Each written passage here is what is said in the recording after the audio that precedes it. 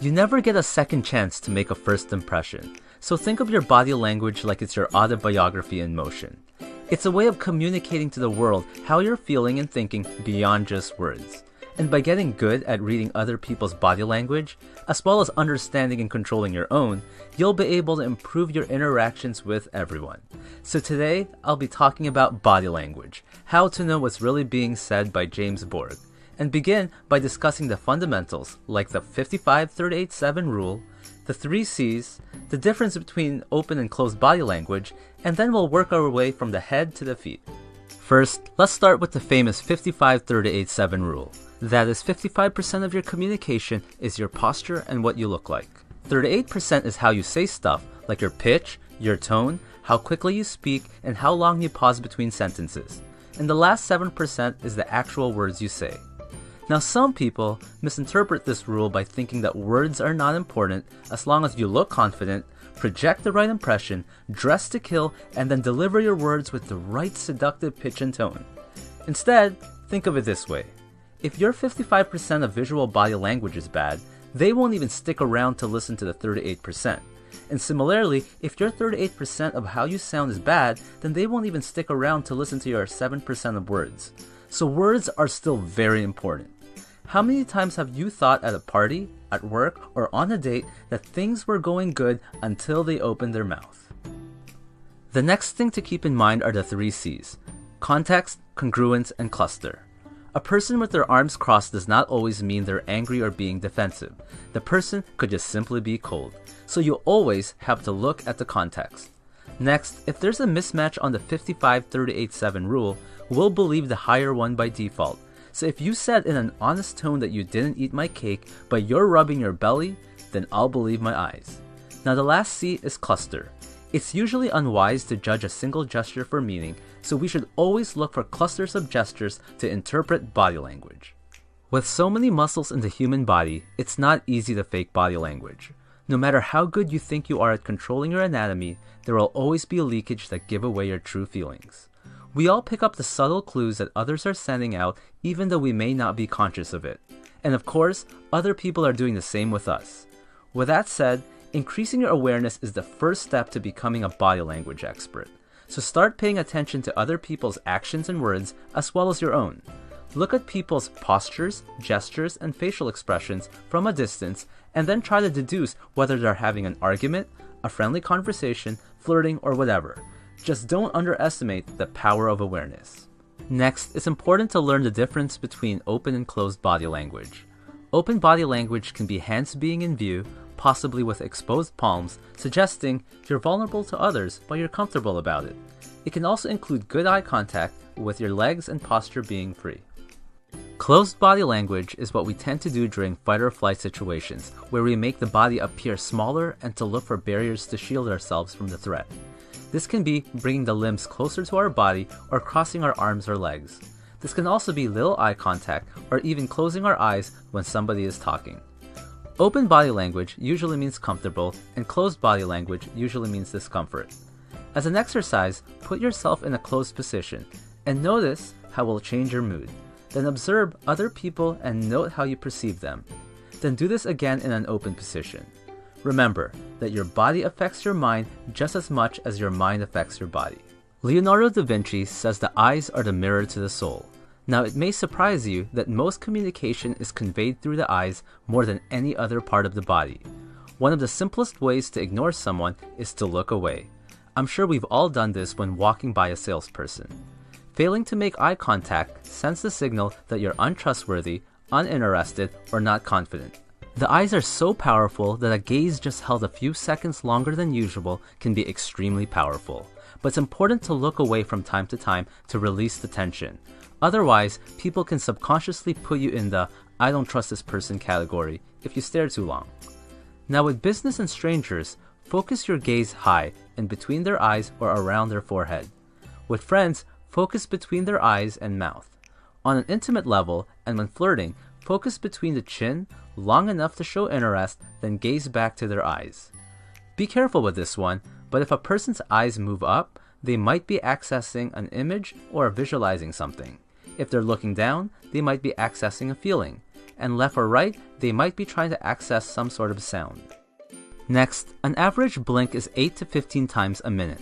If someone is blinking rapidly or they flutter their eyelids, that could mean the person is anxious, sad, embarrassed, or even trying to hide something. Also, if you watch political interviews or just any two people interact, you might notice the person who feels more superior tends to blink less. Lastly, the eyes are also important in determining if a smile is real. Imagine how a host of a party might smile as he greets a guest he doesn't like and was just forced to invite, versus someone you know he genuinely likes. In fake or social smiles, the mouth tends to move sideways. In true smiles, the mouth tends to curve up, the eyes and cheeks are involved, it's symmetric, and tends to show teeth. Next, surveys have shown that the most charismatic, popular, and successful people are great listeners. We should listen using all our senses and understand that the true message is often not relayed through the words being spoken. This is why awareness is so important. It's also important to learn how much nodding helps in developing rapport.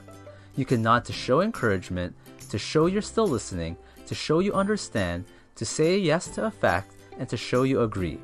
Lack of nodding can make the speaker think you're not paying attention or you're not interested.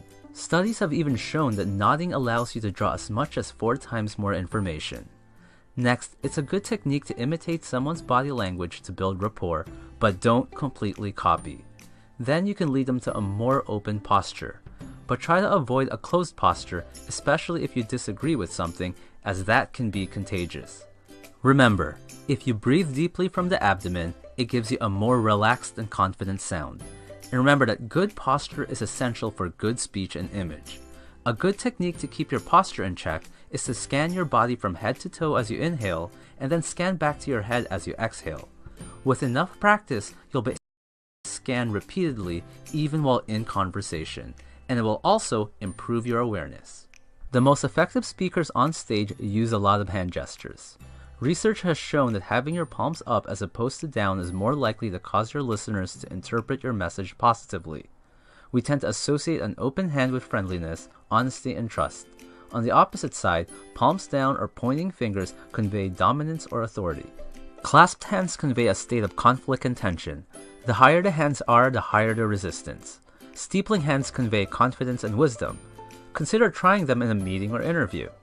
Interlaced fingers is associated with nervousness or defensive, but when combined with a thumbs up, it conveys a positive gesture. Hands behind back shows confidence, and it's one of my favorites. But if a hand is gripping the wrist or arm of the other, then that usually signals nervousness. The hand to the face does not necessarily mean boredom. Sometimes it's a switch to intensify concentration. If the hand is folded into a fist, then the person may have heard something disturbing. But remember cluster and focus on the eyes as well to confirm. Next, the hand covering mouth usually conveys disagreement. Folded arms can convey discomfort, aggression, at times confidence, but is usually some sort of defense barrier.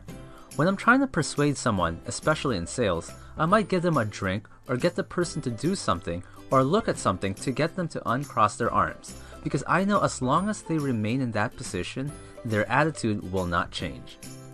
Partial arms crossed are very common with women and often means discomfort or nervousness. Similarly, women are more likely to do the hand to the neck gesture, which is a way to comfort themselves. Men are more likely to put their hand under their chin. We are conditioned to turn towards things and people we like, so if a girl is flirting with 2 guys, check which direction her lower body is facing to see who she's more interested in.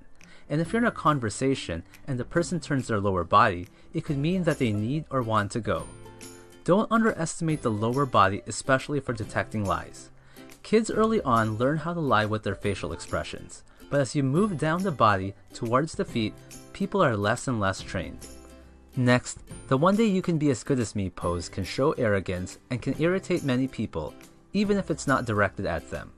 Lastly, proximity is very important. You can often tell how close 2 people are based on how close they are interacting. We all have our own personal bubble. You can be rejected if you enter someone's bubble too quickly. Now for 3 things to be cautious about.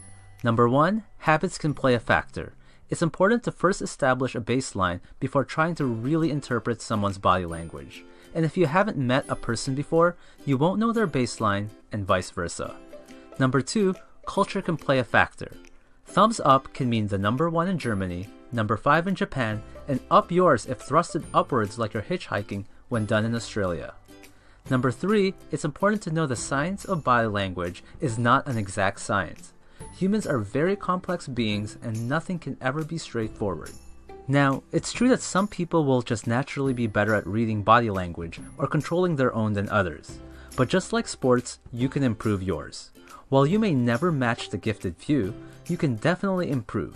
So with enough practice, you might just become a human lie detector, develop an amazing poker face, ace that interview, and even improve your love life. Thanks for watching. If you like this video, then choose one of the following. You can either A, subscribe and like, B, listen to the share bear over there and show that you care, C, add me on Snapchat to stay in touch, or D, tell me to blow myself up.